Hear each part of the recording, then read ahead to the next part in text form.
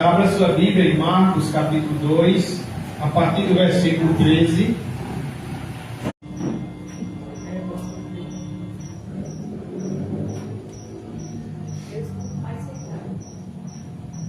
Diz assim: De novo saiu Jesus para junto do mar, e toda a multidão vinha ao seu encontro, e ele os ensinava. Quando ia passando, viu a Levi, filho de Alfeu, sentado na coletoria, e disse-lhe: Segue-me. Ele se levantou e o seguiu. Achando-se Jesus à mesa na casa de Levi, estavam juntamente com ele e com seus discípulos muitos publicanos e pecadores, porque estes eram em grande número e também o seguiam. Os escribas e os fariseus, vendo-o comer em companhia dos pecadores e publicanos, perguntavam aos discípulos dele: por que come e bebe ele com os publicanos e pecadores? Tendo Jesus ouvido isto, respondeu-lhes: os sãos não precisam de médico, e sim os doentes. Não vim chamar justos, e sim pecadores. Ora, os discípulos de João e os fariseus estavam jejuando. Vieram alguns e lhe perguntaram: por que motivo jejuam os discípulos de João e os dos fariseus, mas os teus discípulos não jejuam? Respondeu-lhe Jesus: podem porventura jejuar os convidados para o casamento, enquanto o noivo está com eles? Durante o tempo em que estiver presente o noivo, não podem jejuar. Dias virão, contudo, em que lhes será tirado o noivo, e nesse tempo jejuarão. Ninguém costura remendo de pano novo em veste velha, porque o remendo novo tira parte da veste velha e fica maior a rotura. Ninguém põe vinho novo em odres velhos, do contrário, o vinho romperá os odres, e tanto se perde o vinho como os odres. Mas põe-se vinho novo em odres novos. Pai querido, te pedimos, Senhor, em concordância com a oração da nossa irmã Beth, com a oração dos irmãos, com o pedido de cada um, de que o Senhor fale conosco. Fale conosco, senta, conversa, fala, que ouçamos a tua voz, que venhamos guardar no coração para não pecar contra ti, que venhamos também sair daqui meditando, Senhor, e também colocar em prática no nosso dia a dia na vida cristã. Sabemos que tudo isso precisamos do teu Santo Espírito, da tua intervenção. Então faz isso, já que oramos e pedimos em nome de Jesus. Amém. Os irmãos podem sentar. Os textos que foram lidos, meus irmãos, aqui a gente trata sobre 3 assuntos, e eu queria trazer nesta noite 3 lições para a nossa vida como discípulos de Jesus. E o texto começa iniciando falando sobre a vocação de Levi, o chamado de Levi. E eu quero lembrar os irmãos que Levi é Mateus, tá certo? É o autor de Mateus. Levi é um dos 12 que foi chamado para ser apóstolo de Jesus Cristo. Então o homem que atendia aqui pelo nome de Levi nessa passagem é o mesmo homem chamado Mateus, lá em Mateus capítulo 9, versículo 9, e também que recebe o primeiro evangelho na Sagrada Escritura, tem como nome também o Evangelho de Jesus Cristo segundo Mateus, tem também o seu nome, e foi um dos 12 apóstolos, e aqui chamado de Levi, tá certo? E a gente vê que a primeira lição que eu quero tirar conosco, para nós, diante do texto que foi lido, é que a primeira coisa, meus irmãos, que notamos aqui, é sobre o poder de Jesus Cristo, o poder que Jesus Cristo tem de chamar os homens para fora do mundo, transformando-os em seus discípulos. A primeira coisa que eu quero ver aqui com os irmãos é sobre esse poder. O poder que Jesus Cristo tem de chamar os homens, o poder que é eficaz, o poder que tem um chamado eficaz, que tem um chamado que ninguém resiste, não é? E ele tem o poder de chamar essas pessoas para fora do mundo. Em alguns momentos a Bíblia trata esse povo que é chamado de Jesus Cristo, o próprio Deus diz: meu povo. Esse povo é um povo separado, é um povo que foi alcançado, é um povo que o Pai deu a Jesus e que só foram a Jesus porque o Pai deu a Jesus, conforme o livro de João nos ensina isso. E a gente lê aqui nesse texto que o Senhor disse a Levi, no versículo 13, de novo saiu Jesus para junto do mar, e toda a multidão vinha ao seu encontro, como sempre, e ele os ensinava, como ele já disse, que foi para isso que ele veio. E no 14, a gente vê esse chamado. Quando ia passando, ele viu a Levi. Levi, que eu já disse, Mateus que de publicano, hoje é lembrado por todos nós como sendo um dos discípulos, um dos 12 de Jesus. E o livro fala de Mateus como discípulo de Jesus. O livro traz Mateus como nome, né, para que a gente venha lembrar também desse grande chamado. Então o Senhor disse a Levi: segue-me, como diz o texto. Levi, filho de Alfeu, sentado na coletoria, e não é, como é que eu posso dizer? Não é por qualquer motivo que o texto faz questão de dizer que esse homem está sentado na coletoria. A Bíblia é linda, a palavra de Deus é fiel, é inerrante, é infalível, é verdadeira, e cada coisinha que traz tem também, muitas vezes, um ensinamento, um sentido. E diz que esse homem está sentado na coletoria, e disse-lhe: segue-me. Quando esse estava sentado nessa coletoria, Jesus disse: segue-me. E qual é o resultado disso? Diz que imediatamente Levi se levantou e o seguiu. Então, meus irmãos, essa é a primeira lição que a gente tira nessa noite.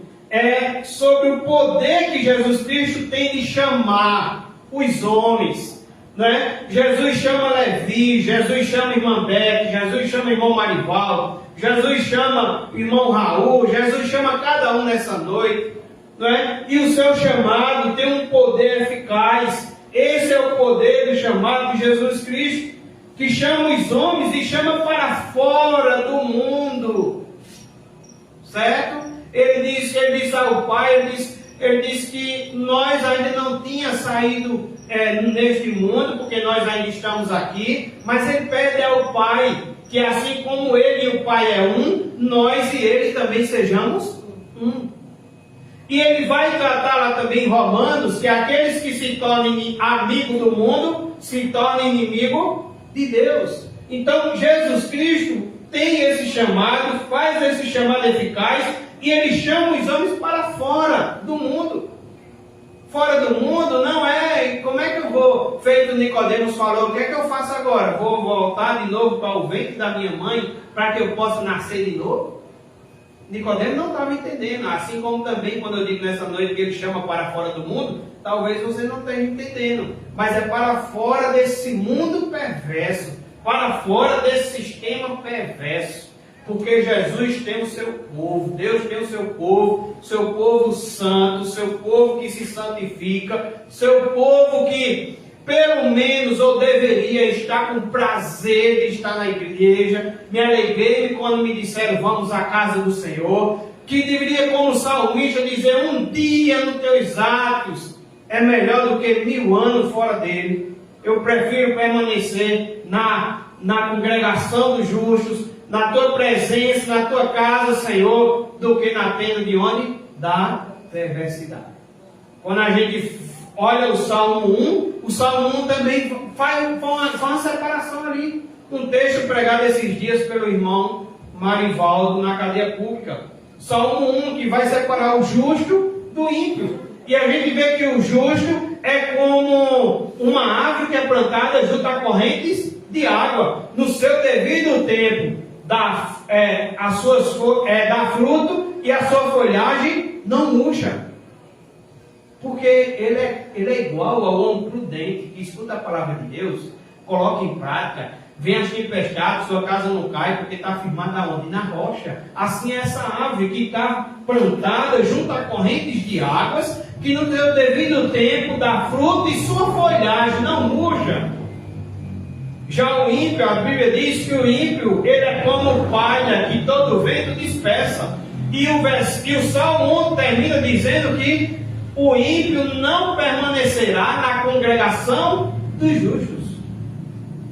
O Salmo 23, quando diz o Senhor é meu pastor e nada me faltará, encerra dizendo que ele permanece. Salmo 23 encerra dizendo: aquele que tem o Senhor como pastor, bondade e misericórdia certamente me seguirão todos os dias da minha vida, e habitarei aonde? Na casa do Senhor para todo o sempre. Jesus Cristo nos chama com um chamado eficaz que a gente não resiste, e é um chamado para os homens viver fora do mundo, fora desse sistema, fora dessa tenda da perversidade, sendo sal, sendo luz, fazendo a diferença, porque o povo de Deus é separado. O povo de Deus, ele antes era nascido da carne, mas agora ele é nascido do alto. O povo de Deus antes era criatura, mas agora é filho de Deus, pelo poder que deu o Senhor Jesus Cristo. O povo de Deus antes estava debaixo da ira de Deus. O povo de Deus antes estava andando segundo o curso desse mundo, segundo até a vontade de Satanás. Suas vontades eram pecaminosas. Mas agora o povo de Deus é um povo que tudo se fez novo, é nova criatura, tem agora a mente de Cristo, recebeu um novo coração. E o chamado de Cristo faz isso, nos chama para fora do mundo, para nos tornarmos inimigos desse sistema, para nos tornarmos pessoas que não são cúmplices dos pecados desse sistema, mas são pessoas que reprovam esse sistema que é corrupto. Jesus chama alguém que está sentado na coletoria. Esse homem de publicano torna-se um dos apóstolos, torna-se o autor do primeiro livro do Novo Testamento, agora conhecido por todo mundo. Essa é uma verdade de importância profunda, meus irmãos. Sem uma chamada divina, ninguém pode ser salvo. Alguém nos ensinou que seríamos salvos pelas obras? Mentira. Alguém te ensinou que você é salvo porque você nunca adulterou, porque você nunca matou, igual você esteja pensando, igual aquele jovem rico que diz: eu fiz isso, o que é que me falta para herdar a vida eterna? O Senhor Jesus, conhecendo ele, sabendo que ele queria ser perfeito, o Senhor Jesus já sabendo qual era a resposta dele, Jesus: quais os mandamentos? E aí se confirma. Um homem orgulhoso, um homem que achava que era perfeito, um homem que achava que não lhe faltava nada, seu cantinho no céu já estava pronto. Aí Jesus disse: vendo o que tem, sim, quais os mandamentos? E ele diz: eu guardei todos esses mandamentos desde a minha mocidade.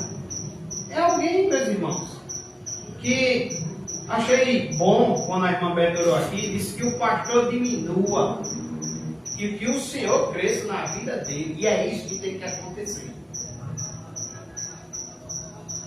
Terça-feira, no culto de oração, eu falava com os irmãos que eu estou lendo um livro, que o livro nos chama a atenção, porque muitas vezes estamos levando uma vida, sabe, achando que eu nunca saí com uma outra mulher para um motel, então eu nunca adulterei.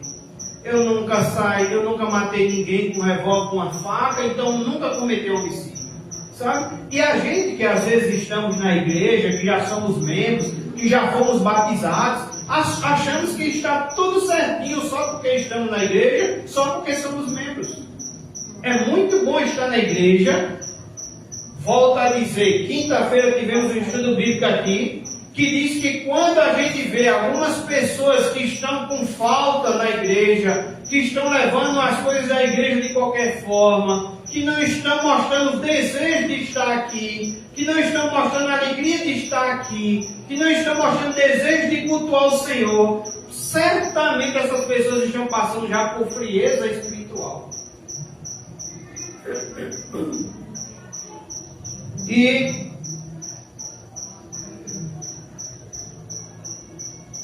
às vezes a gente acha que está tudo certinho entre nós. E achei interessante que a irmã Natália, na hora do momento de condição, disse: Senhor, perdão até por aqueles pecados que nós não temos conseguido enxergar. Existem pecados em nós, irmãos, que às vezes nem nós enxergamos. Às vezes o pastor está enxergando, às vezes o pastor orienta, às vezes o irmão está enxergando, às vezes o irmão orienta, mas às vezes a gente não enxerga. Por isso que o salmista também disse: aquele que sonda e conhece nosso coração, vê se há em mim algum caminho perverso e me conduz no caminho eterno. Se acharmos, irmãos, que somos salvos porque não adulteramos, se acharmos que somos salvos porque não matamos alguém, como é que fica os pecados de pensamentos que às vezes chegam em nossas mentes? Como é que ficam os pecados que às vezes saem da nossa língua, que é difícil de freá-la? É mais fácil dominar um navio com remo do que nossa língua, que é um órgão tão pequeno no corpo. Como é que ficam nossos pecados de orgulho, que às vezes não fizemos tal coisa porque somos orgulhosos? Como é que ficam nossos pecados de, às vezes, até não querer reconhecer, por causa desses orgulhos, não querer reconhecer nossos pecados, ou muitas vezes querer suavizar esses pecados? E esse livro diz: olha, esses pecados ferem a Deus do mesmo modo que o adultério, que o homicídio. Esses pecados ferem a Deus da mesma forma. Por isso que nesta noite lemos aqui, foi lido pelo irmão Marivaldo, Êxodo capítulo 20, do 1 ao 17, dos 10 mandamentos, e depois dos 10 mandamentos fizemos o quê? Perdão, Senhor, pelos nossos pecados. Porque muitas vezes não temos amado a Deus sobre todas as coisas, e muitas vezes não temos amado o próximo como a si mesmo. Né? Então, meus irmãos, não podemos nos acostumar com esses pecados que às vezes chegam em nossos pensamentos. Ah, eu não domino meu pensamento. Sim, você não domina, você não controla, quem sabe? Você talvez não tem poder, a gente não tem poder talvez de evitar que chegue alguns pensamentos, mas você pode orar e dizer: Senhor, perdoa pelos meus pensamentos. Eu não estou gostando, Senhor, desses pensamentos que estão chegando na minha mente. Você está mostrando que você recebeu o chamado de Cristo. O chamado que Cristo te tira desse mundo perverso. Você às vezes, quem sabe, cometeu alguma omissão e você: Senhor, perdão, Senhor, que eu não venha fazer mais essa omissão.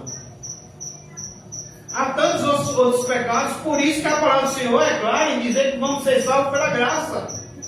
Se achamos que está tudo certo porque a gente consegue viver uma vida moral para a sociedade, de não matar ninguém, de não adulterar contra ninguém, contra o nosso cônjuge, irmãos, não é só isso. O pecado não é somente esse. E às vezes o pecado que o crente às vezes mente e diz que foi por uma justa causa ou foi só uma mentiria. Né? Não tem pecadinho nem pecadão. Não tem pecado grande, pecado pequeno. Qualquer pecado é uma afronta contra a santidade do nosso Deus. E Jesus Cristo, Ele chama Levi e faz um chamado eficaz. O texto diz que ele se levanta e segue.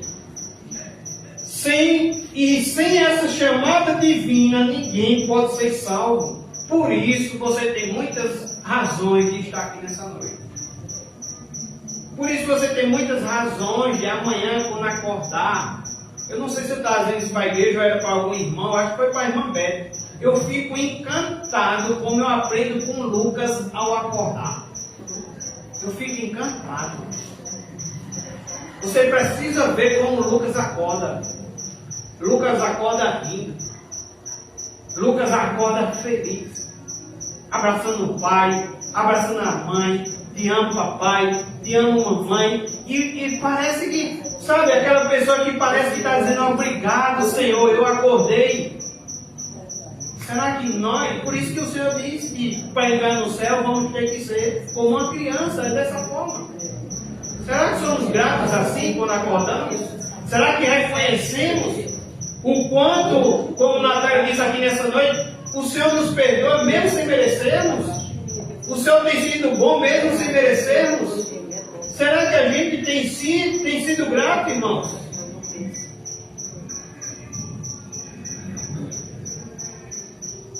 E isso acontece na vida de Levi, um coletor de impostos. Alguém que Russell Shedd, comentando sobre Levi ser publicano, ele diz: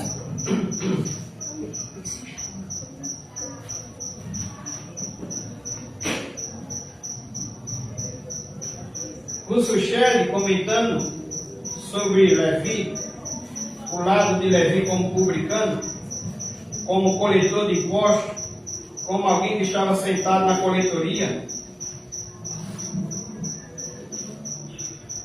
Russell Shedd diz: era publicano, cobrador de imposto. Muitos publicanos eram desonestos, levantavam coleta de impostos ilícitos, cobrando demais e enganando o governo com relatórios falsos. E por isso eram odiados pelo povo.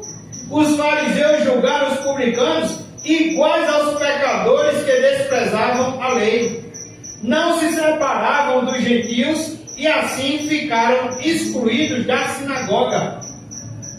Esses fariseus excluíam os escribas, os fariseus excluíam os publicanos da sinagoga.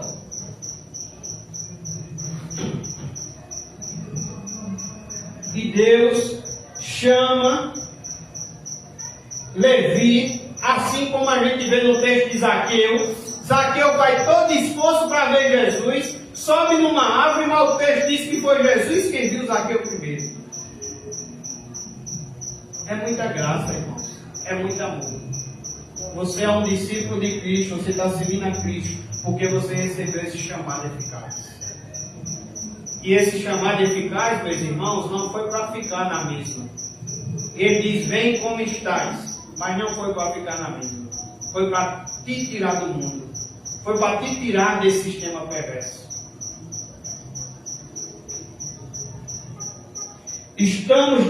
Estávamos ou estamos de tal maneira atolados no pecado, presos ao mundo, que simplesmente não podemos nos voltar para Deus e buscar salvação se primeiramente Ele nos chama mediante a sua graça. Estamos tão atolados, tão presos, tão fadados, tão acorrentados, que se Ele não chama, se Ele não tem me chamado, se Ele não tem chamado você, você ainda estaria naquela mesma condição que diz Romanos: não há um justo sequer, não há um que busca a Deus.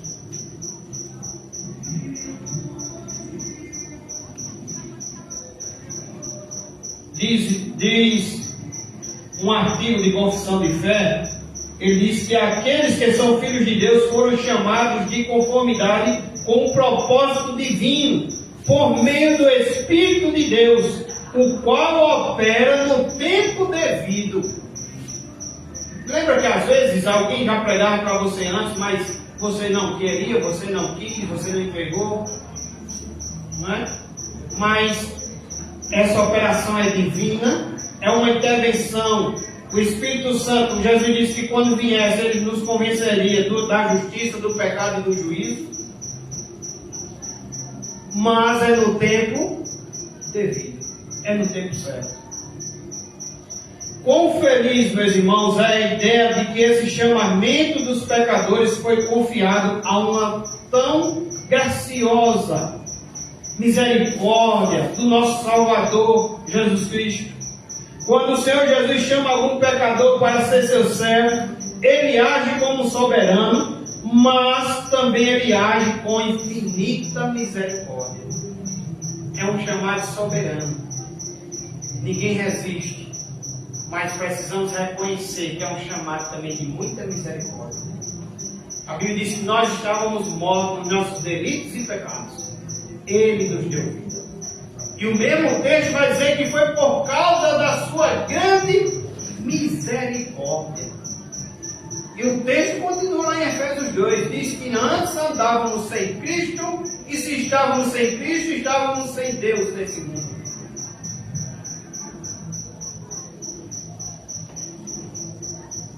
Hoje, da mesma forma, o Senhor convoca aqueles que parecem os menos dispostos a cumprir sua vontade, que parecem estar mais distanciados do seu reino. Levi é um exemplo desse. Levi era alguém que já era excluído da sinagoga. Levi era alguém que era odiado por todos, porque era um malfeitor, um cobrador de impostos, que cobrava mais do que devia, que prestava relatório falso ao governo, alguém mentiroso, alguém que estava ali com, quem sabe ele poderia dizer, eu tenho um melhor emprego, alguém que jamais queria diminuir para que Cristo aparecesse na vida dele. Ele queria era crescer, ao contrário, né? Ele queria era crescer. Ele queria era cada vez mais ser rico, cada vez mais cobrar imposto. Por isso que o texto, não é por acaso, que o texto diz que Jesus o chamou quando ele estava sentado na coletoria. Isso quer nos mostrar que ele teria que deixar algo que era muito forte para ele deixar. Algo que para ele era muito considerado. Algo que para ele tinha muito amor. Algo que ele poderia dizer, eu tenho o melhor emprego. Eu sou um homem muito rico. Aqui eu posso beber com esse dinheiro muitas taças de prazeres. Aqui eu posso com esse dinheiro ter minha boa casa, minha mansão, meu melhor carro, minha casa de piscina. Aqui eu posso sonhar, estou sentado na coletoria, sou cobrador de impostos. Jesus nos convida, irmãos, a abandonar os nossos pecados. E são pecados que a gente ama. São pecados que a gente tem prazer. E Ele nos convida para a gente abandonar esses pecados. Abandonar esse sistema perverso. Ele diz que, e se a gente for negligente quanto a esse convite, meus irmãos, ele diz que aquele que crê nele, que confessa a ele, está salvo. O que não crê, o que não confessa, está condenado. Ele fala para os falsos profetas que naquele tão grande dia ele vai dizer: vocês me chamavam Senhor, Senhor. Vocês até profetizavam em meu nome, vocês até faziam muitos milagres em meu nome. Os profetas vão dizer, né? Mas Senhor, nós te chamávamos Senhor, Senhor, fazíamos muitos milagres, anunciávamos em teu nome, fazíamos milagres em teu nome. O Senhor vai dizer o quê? Apartai-vos de mim, vós que praticais a iniquidade. Veja que o Senhor ele nos chama, irmãos. O vinde a mim, todos que estão cansados e sobrecarregados. É um chamado para aliviar a nossa alma, que ele é o médico da alma, mas é um chamado também para caminhar com Ele. O chamado do Senhor não é um chamado só para dizer graças a Deus tem um Salvador. O chamado do Senhor é para termos Ele como Salvador, mas saber que temos Ele como Senhor. E se Ele é meu Senhor, eu amo Ele sobre todas as coisas. Se Ele é meu Senhor, eu abandono os meus pecados pelo meu Senhor, porque meus pecados têm crucificado o meu Senhor. Foram meus pecados que crucificaram o meu Senhor. Meus pecados é uma afronta contra Deus.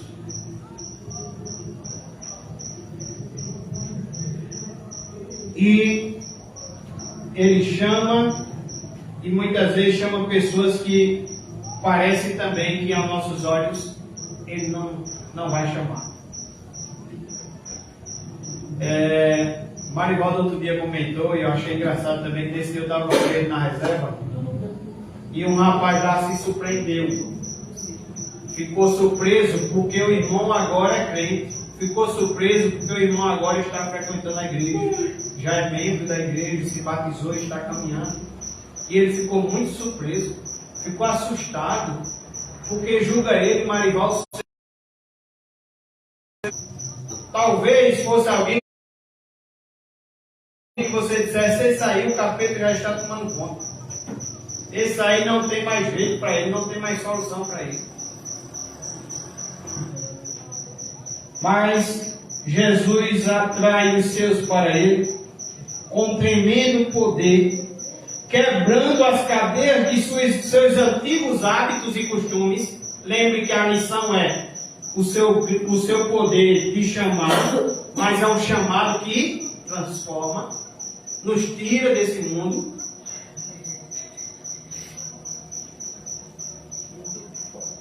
Ele chama aqueles que parecem ser os menos dispostos a cumprir sua vontade. Ele chama com um tremendo poder, quebrando as cadeias quebrando as cadeias de seus antigos hábitos e costumes, transformando-os em novas criaturas.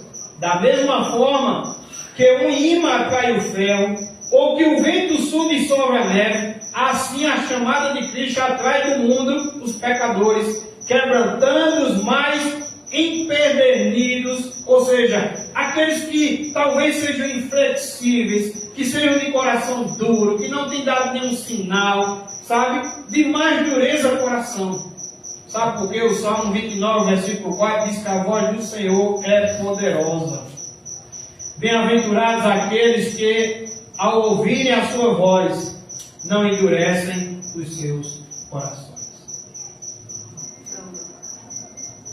Nunca devemos, quero concluir essa primeira lição, dizendo que nunca devemos desesperar da salvação de quem quer que seja. Sobretudo depois de havermos lido esta passagem, meus irmãos, nessa noite. Nunca devemos nos desesperar, achando que fulano ou ciclano nunca pode ser alcançado. Porque o poder do Senhor alcança e ainda transforma. Aquele que chamou Levi continua ainda hoje chamando. A época dos milagres não passou. O amor ao dinheiro é um poderoso princípio de vida, mas a chamada de Cristo à alma é mais poderosa.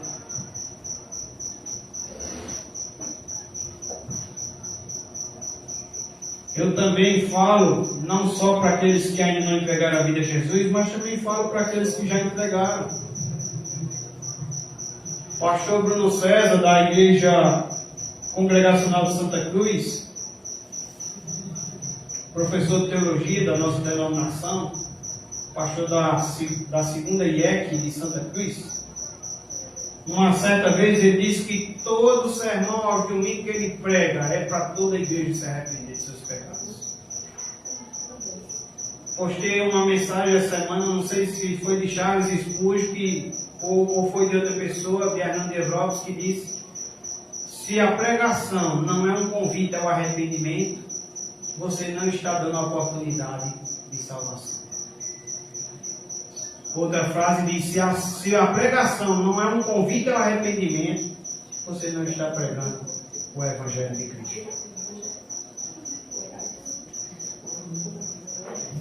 Não desanimemos, nem mesmo no tocante àqueles que estão sentados na coletoria, como diz aqui em relação a Levi, alegrando-se na fartura das boas coisas do mundo. A voz que disse a Levi: segue-me, poderá alcançar os corações. Ainda poderemos vê-los levantando-se, tomando a sua própria cruz e seguindo a Cristo. Esperemos continuamente e oremos em favor de outras pessoas. Quem pode dizer o que Deus haverá de fazer por aqueles que vivem à nossa volta? Ninguém é mau demais para ser chamado por Cristo. Oremos em favor de todas as pessoas. Amém, irmãos? Amém. O chamado de Cristo é eficaz. E o chamado de Cristo é um chamado para nos transformar desse mundo. Seja salvo. A Bíblia diz que se eu deixar de ser salvo, a Bíblia diz que o salvo, quando deixa de ser salvo, nada mais vale. Duvido que você vai fazer um arroz que coloque sal, você vai colocar um sal que não sabe. Que não tem sabor. A mesma coisa é uma luz. Ninguém vai pegar uma luz ou um candeeiro e botar debaixo do alqueire, debaixo da mesa. Nós somos sal e nós somos luz desse mundo. Somos convidados a entregar nossa vida a Jesus. Somos convidados, como dizia o pastor Anderson ontem no aniversário da igreja de Iacho. Qual é o sistema que eu já disse que esse sistema é perverso? Que esse mundo é perverso? O pastor Anderson perguntava aos irmãos: temos que sair daqui nesta noite tomando decisão. Sabe por que decisão, irmãos? Porque a palavra do Senhor não é só para a gente ouvir, não. É para guardar no coração e colocar em prática. E ele perguntava: qual é o sistema perverso que eu tenho que abandonar? Qual é o sistema perverso que você tem que abandonar? Será que é pelo celular? Será que aprendemos na primeira lição sobre o poder que Jesus Cristo tem de chamar os homens para fora do mundo, transformando-os em seus discípulos? Discípulos é porque são chamados, são separados e andam com o seu Senhor e Salvador. Segundo, olhe para a sua Bíblia do versículo da sinagoga. Alguém que o povo odiava, alguém que o povo achava que o Senhor não iria alcançar. O Senhor está juntamente com ele e com seus discípulos, muitos publicanos e pecadores, porque eles eram em grande número e também o seguiam. 16. Os escribas dos fariseus, vendo comer em companhia dos pecadores e publicanos, perguntavam aos discípulos dele: por que come e bebe ele com os publicanos e pecadores? Tendo Jesus ouvido isto, respondeu-lhes: os sãos não precisam de médico, e sim os doentes. Não vim chamar justos, e sim pecadores. O Senhor, quando diz ao jovem rico: vende tudo o que tu tem e dá aos pobres, a Bíblia diz que ele baixa a cabeça e vai embora. Sabe por quê? Porque era alguém que disse que guardava todos os mandamentos desde pequeno. Era alguém que achava que seu terreno já estava prontinho no céu. Era alguém que achava que tinha méritos de ter sua morada no céu. Então não lhe faltava nada. E o Senhor mostra para ele que lhe faltava. E Jesus diz aqui em 17 que ele veio para os que precisam. Os sãos não precisam de médico. Esse jovem rico não precisava do médico. Cuidado, você que já está em Cristo, achar que não precisa desse médico. Achar que já é são. O livro que eu falei, que eu estou lendo, que falava desses pecados que muitas vezes são pecados intocáveis, pecados que a sociedade não enxerga, pecados que às vezes só a gente sabe e a gente às vezes até quer suavizar, que a gente recorresse para pedir perdão ao Senhor. E é claro, pedir perdão ao Senhor também acreditando, nos agarrando na promessa do Senhor que nós também já estamos perdoados. Não é? É preciso, irmãos, que a gente tenha esse senso de que somos pecadores. É preciso que a gente viva vigilantes, lutando contra esse lado do diabo, fugindo da impureza, como ele nos pede, resistindo ao diabo. O Senhor sempre está pedindo para que os seus sejam vigilantes, sejam prudentes. Então não é porque que estamos em Cristo, já não preciso mais ir na igreja, já não preciso mais vigiar. Quem disse que não? Ele disse que ele veio para quem? Os doentes. E ele diz: não vim chamar justos, e sim pecadores. Se somos justos, no sentido de que não somos pecadores, a Bíblia diz que nós estamos enganando a nós mesmos. A verdade não está em nós, estamos fazendo de Deus mentiroso e estamos dizendo que o sacrifício de Cristo na cruz foi em vão. Então ele veio realmente para nos perdoar. Ele veio realmente para nos alcançar. Ele veio realmente, irmãos, porque ele é o médico da alma. Essa é a segunda lição. Cristo é o médico da alma. A gente aprende aqui que um dos principais ofícios de Cristo é o de médico. Ele é o médico da minha alma. Ele é o médico da sua alma. Os escribas e fariseus criticavam a Jesus por comer e beber em companhia de publicanos e pecadores. Mas ao ouvir tais críticas, Jesus retrucou: os sãos não precisam de médico, e sim os doentes. Não vim chamar justos, e sim o quê? Pecadores. Então, meus irmãos, o Senhor ele não veio apenas para legislar. Ele não veio apenas para ser um rei, para ser um mestre. Ele não veio apenas para ser um médico, mas ele veio, irmãos, para ser para não ser um exemplo, mas ele veio para ser um médico da nossa alma. E o Senhor Jesus veio a este mundo para tanto ser médico quanto mestre. Porque ele sabia o que a natureza humana necessitava. Ele vê todos nós como seres enfermos de uma doença mortal, feridos pela praga do pecado, morrendo a cada dia. Esse livro que eu disse aos irmãos, tratando do pecado, ele diz que o pecado é pior do que um câncer.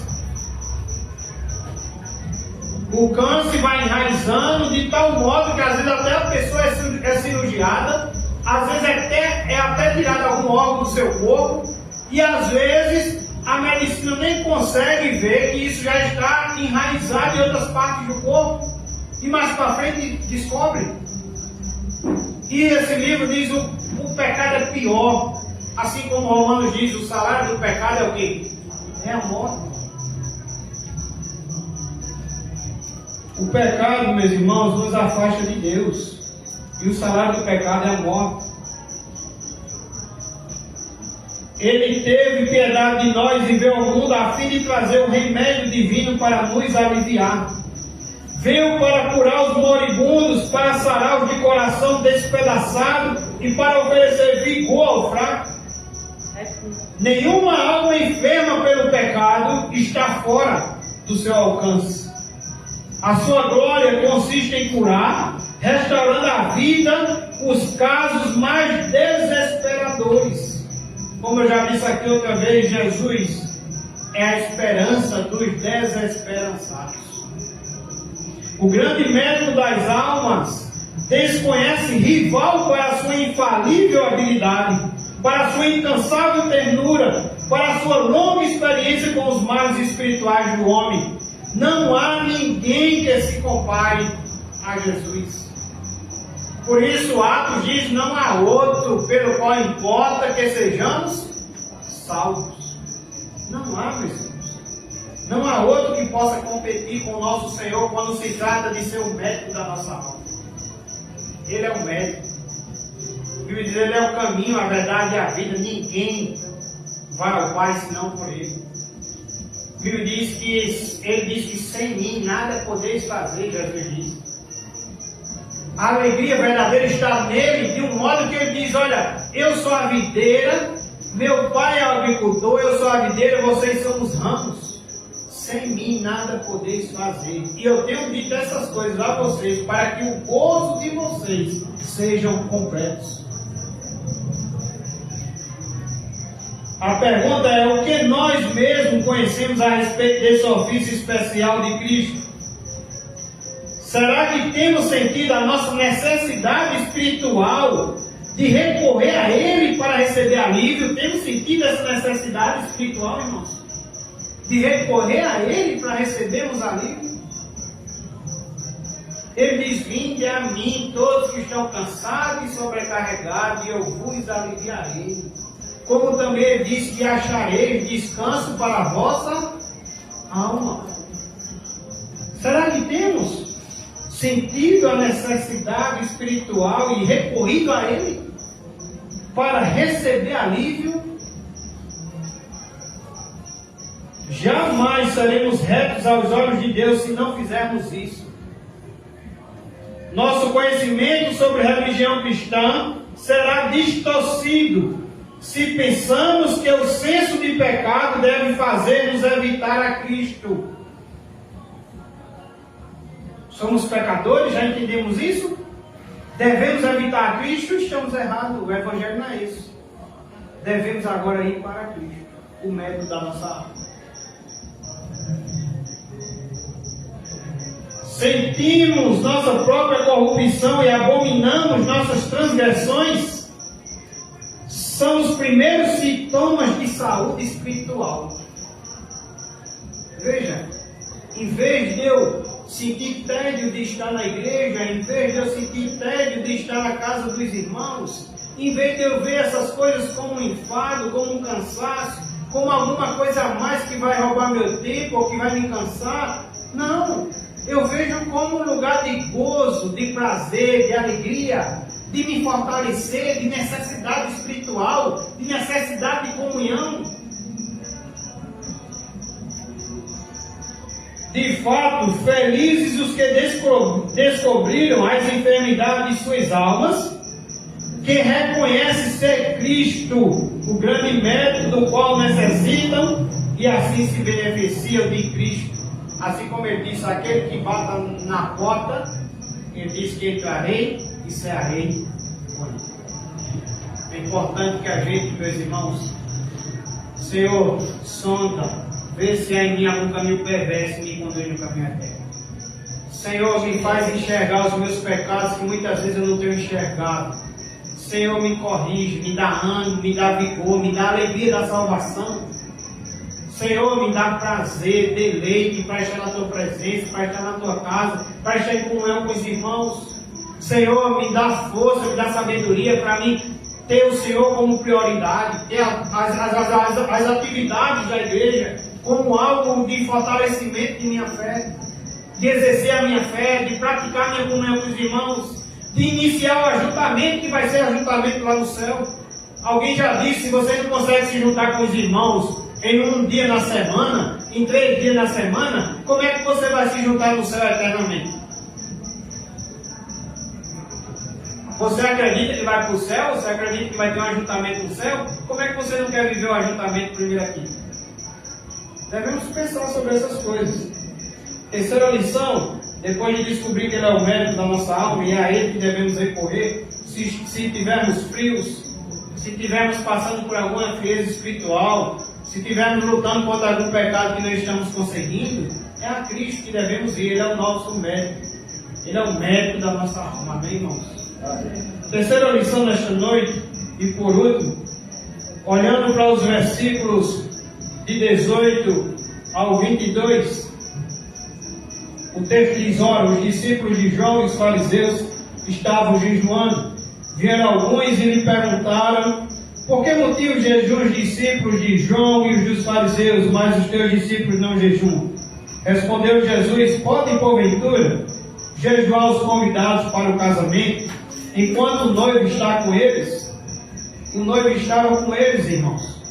Por que eles iam jejuar? O noivo estava com eles.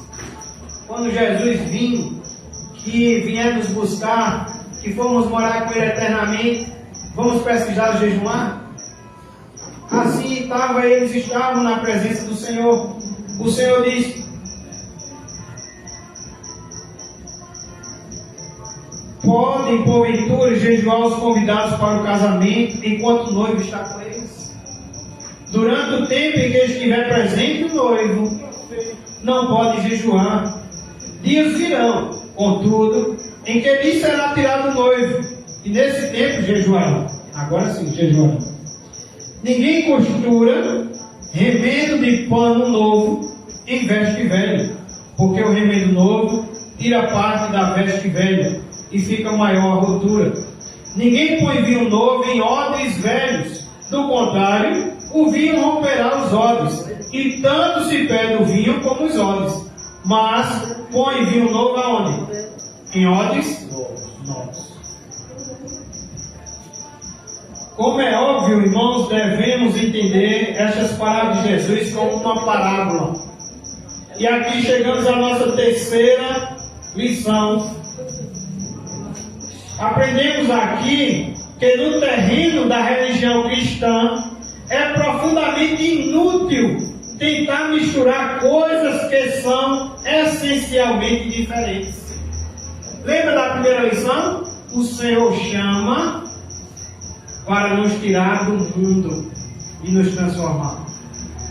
Então, como é que agora, como nova criatura, como discípulo de Jesus Cristo, como alguém que antes eu tinha prazer no pecado e agora eu devo ter vergonha, como é que agora eu vou ter a minha nova vida me misturando, sentando na roda dos escarnecedores, ou me misturando, ou voltando atrás, né, e bebendo das taças dos prazeres que antes eu tinha prazer e que hoje eu deveria ter vergonha? Como pode? Vou vinho novo em óleo velho. Como pode colocar um pedaço de pano novo e costurar com um pano velho? Como pode ser discípulo de Cristo e querer ser amigo do mundo? Ser discípulo de Cristo e amar os meus pecados?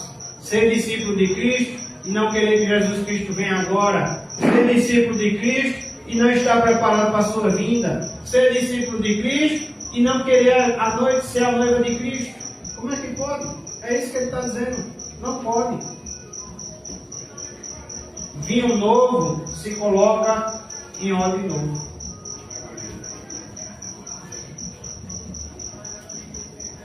A resposta do nosso Senhor, como é evidente, deu a entender que impor jejum aqui aos seus discípulos seria inconveniente e fora de hora.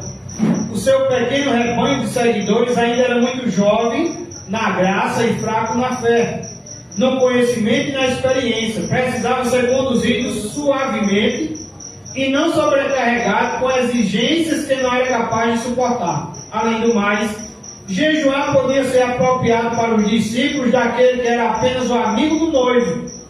Amigo esse que vivia no deserto, né, João Batista, pregava um batismo de arrependimento, vestia-se com pelos de camelos e comia gafanhotos e não se veste. Mas o jejum não era igualmente adequado para os discípulos daquele que é o próprio noivo.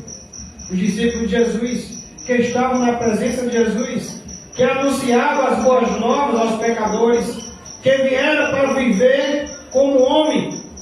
Em resumo, requerer o jejum dos discípulos de Cristo naquela oportunidade seria como pôr vinho novo em odres velhos. Seria como tentar misturar coisas que são incompatíveis. E o princípio, meus irmãos, estabelecido aqui nesta parábola, reveste-se de suprema importância. Temos aí uma espécie de provérbio que admite várias aplicações. Esquecer tal verdade com frequência tem causado muitos males à Igreja de Cristo. Os males que têm surgido, resultantes da tentativa de costurar um remendo de pano novo em alguma veste velha, ou de se pôr vinho novo em odres velhos, não têm sido nem poucos, nem pequenos esses males na igreja. O que sucedeu, meus irmãos, tanto batizando quanto circuncidando os convertidos? Eles esforçavam-se para manter vivas as leis referentes às cerimônias e às ordenanças, paralelamente ao Evangelho de Cristo. Na verdade, eles pensavam ter conseguido pôr vinho novo em odres velhos, mas, ao se fazerem, erraram grandemente. O que aconteceu às novas igrejas cristãs depois que os apóstolos faleceram? Nós o temos registrado nas páginas da história da igreja. Alguns tentaram fazer o evangelho mais aceitável, misturando com a filosofia platônica. Outros trabalharam para torná-lo recomendável aos pagãos, mediante o empréstimo de formas, rituais e vestimentas copiadas dos templos de falsos deuses. Assim, eles costuraram remendo novo em veste velha. Ao fazerem isso, espalharam por toda parte as sementes de um enorme mal, para pavimentar o caminho para a completa apostasia romana. A pergunta é: o que acontece?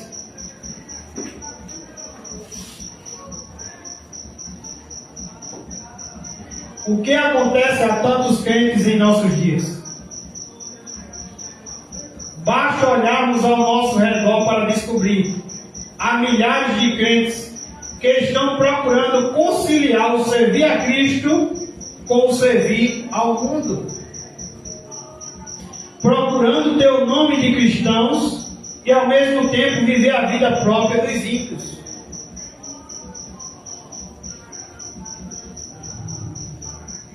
Para esses irmãos há até um ditado popular. Eu lembrei de Paulinho. É um filho de um primo meu, que ele disse que o pai é crente Raimundo. Um pé na igreja e o outro pé no mundo.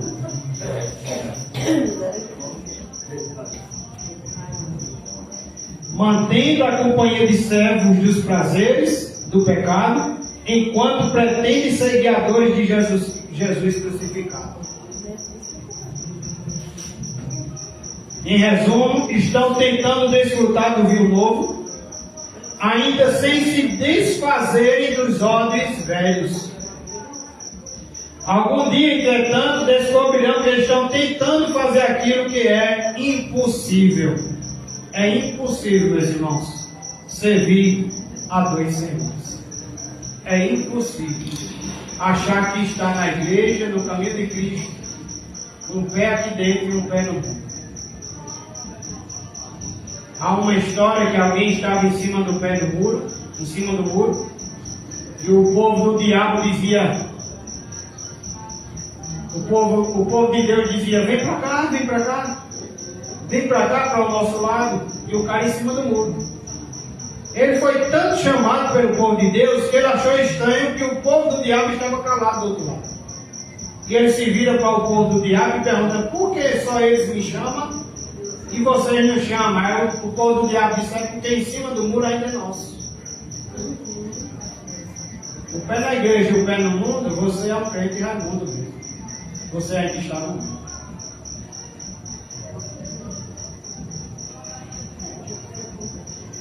Essa passagem, irmãos, nos convida nesta noite a fazer uma averiguação minuciosa, a fazer um autoexame, uma autoanálise dentro de nós. Esse texto deveria levar-nos a fazer profunda sondagem em nossos próprios corações. Certamente já lemos o que a Bíblia diz em Mateus 6,24: ninguém pode servir a dois senhores. Não podeis servir a Deus e as riquezas. Ponhamos lado a lado com essas palavras de Mateus as conclusivas palavras de nosso Senhor nessa passagem dessa noite. Meus irmãos, põe-se vinho novo em odres novos. Amém.